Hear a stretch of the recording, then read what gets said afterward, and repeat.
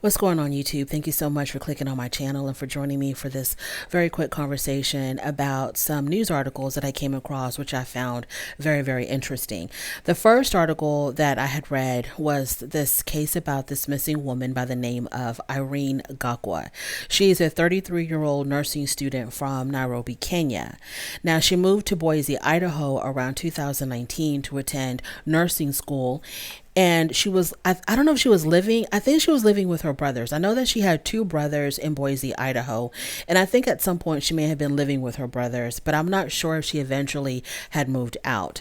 Now, after arriving in America, she was keeping up constant communication with her father through WhatsApp. I think her mother had passed away.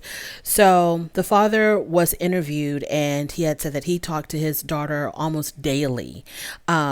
So when the communication stopped, then obviously the father got very worried. So in 2020, she met a young man by the name of Nathan Heitman, 39 years old, and they met on Craigslist. Her brother Kennedy had said that when he met Nathan Heitman, he seemed very, very quiet, and Nathan had told him that he himself didn't have very many friends. So already, I guess the brother was kind of seeing some red flags here. So eventually the couple, Nathan and Irene, they began showing up less and less to family functions. The brother said that Mr. Heitman was controlling of his sister and had isolated Irene from her family. And these are like some very typical signs of someone who may be abusive to their domestic partner. So for 2 weeks in the month of March, I think March of 2021, for 2 weeks in the month of March, the family was receiving strangely worded text messages from someone reporting to be Irene. But I'm assuming that the parents, and excuse me, I'm assuming that the family, the brothers and the father, has some very serious doubts of this person who was sending these strange texts was actually Irene.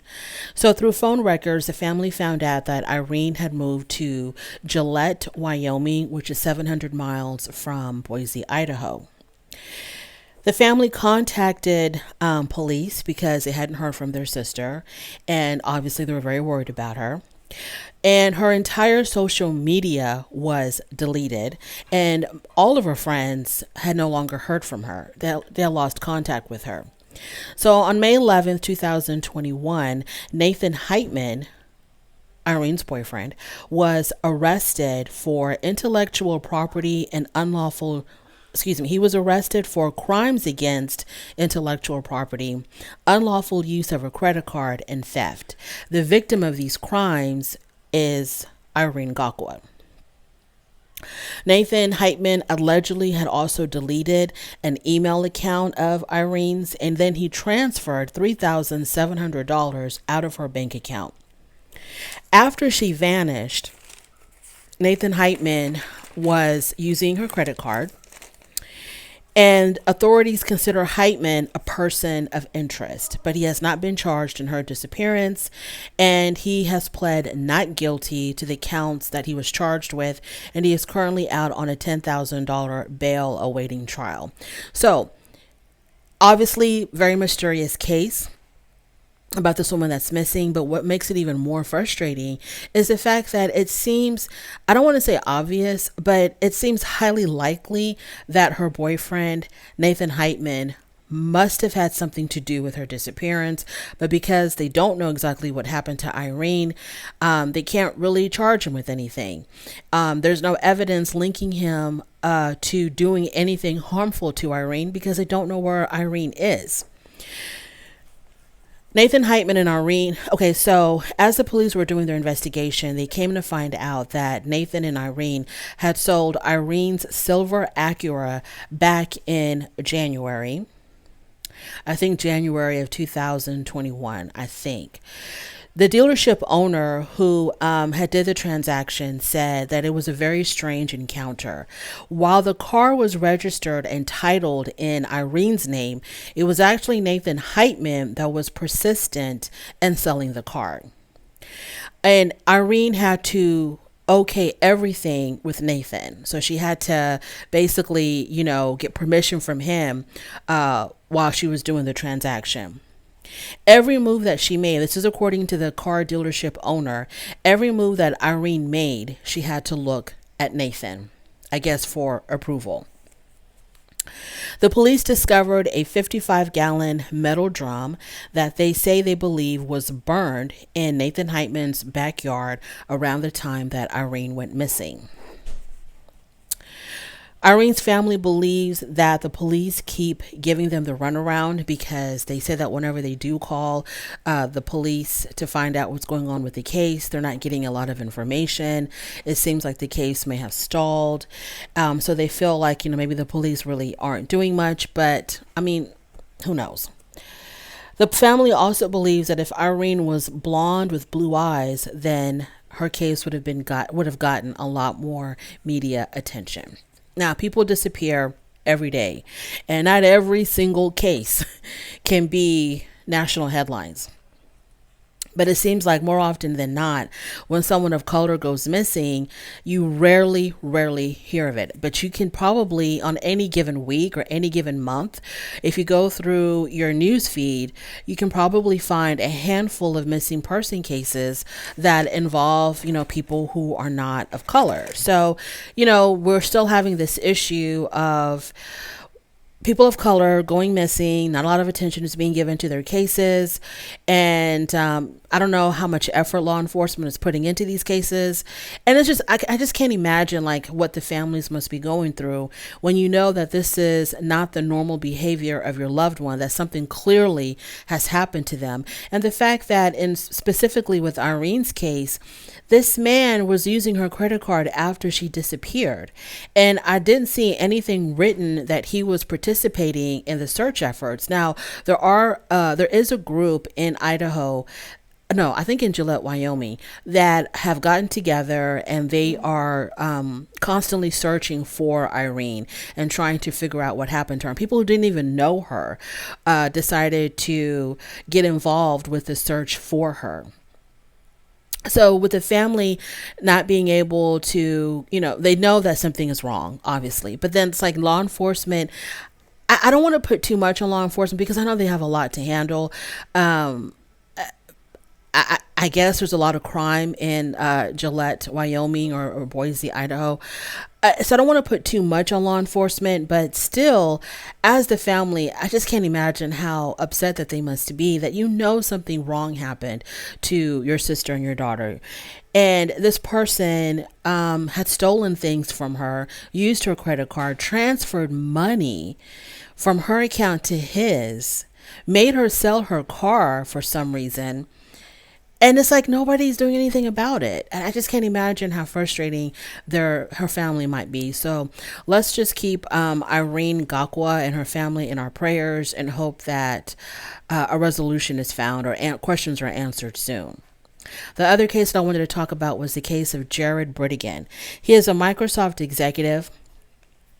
He was married to a woman by the name of Shanna Gardner. They had twins together.